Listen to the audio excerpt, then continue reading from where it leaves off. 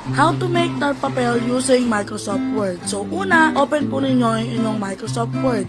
And then, insert kayo ng picture na gusto nyo gawing tar papel. So for this one, gagamitin ko po yung scoreboard na gagamitin namin sa aming school event. And then, drag nyo lang po yung picture. Ayan, so sa amin, sinagad namin sa lahat ng corners ng ating band paper. And then after nun, pag okay na, Control P mo and make sure naka-install ang inyong printer sa inyong computer. And then for this one, check nyo po yung multi-page and then choose kayo kung 2x1, ganyan po yung itsura niya, o kaya naman 2x2, o kaya naman 3x3, o kaya naman 4x4.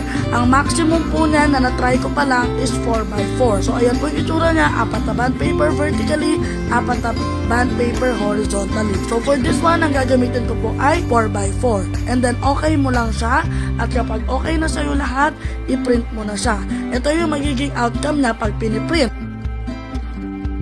And this is the final look of our tar papel. Bye!